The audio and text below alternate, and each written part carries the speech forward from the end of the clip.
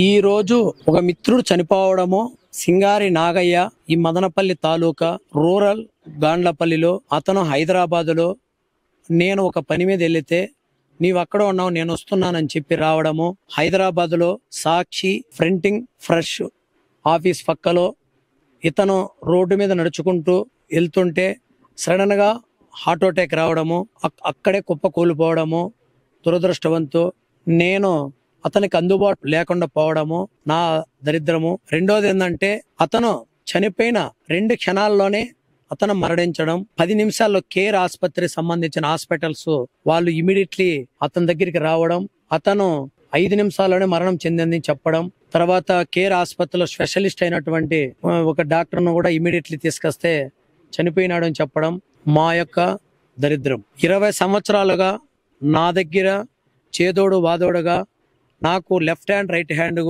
ప్రతిరోజు నా వెంట తిరుగుతూ నా యొక్క బిజినెస్ లో ప్రతి ఒక్కటి కష్టానికి నష్టానికి దగ్గరుండి చూసుకుంటున్నటువంటి ఈ సింగారి నాగయ్య, ఇటువంటి నాగయ్య చనిపోవడం నా కుటుంబానికి చాలా తీరని లోటు. రెండోది ఏంటంటే అతనికి 2 పిల్లకాయలు, ఒక భార్య.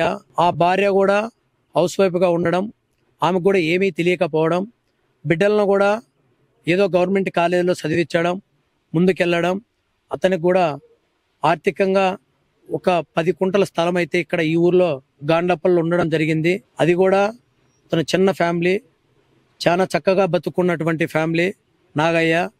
ఈ మదనపల్లి టౌన్లో కూడా చాలా మందికి చేదోడు బాదోడుగా ఉండేవాడు. ఇటువంటి వ్యక్తి లేడు అనడము నిజంగానే మంచి అనేది ఇప్పుడు తెలుస్తుంది. అతను మంచి ఏ కర్మ చేసినా ఆయన మంచి అనేది నాకు తెలిసింది.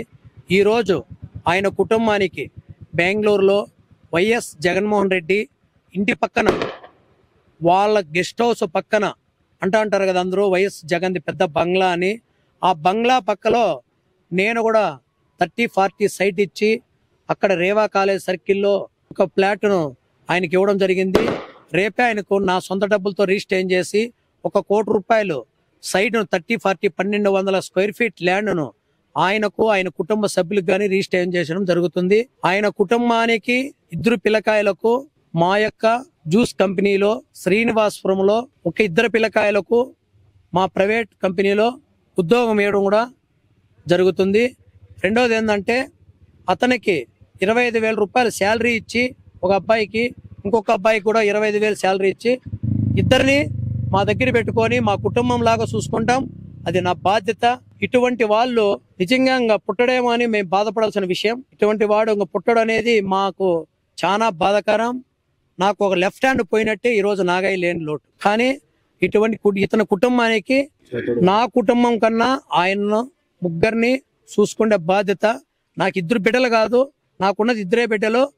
ఈ రోజు నుంచి 4 బిడ్డలు అని నేను ఆయన్ని చూసుకొని ఆయన బిడ్డలకు మంచి అవకాశం ఇచ్చి ఈ రోజు ఆయన నిలబెట్టే స్థానంలోనే మొదటంజలో ఉంటా.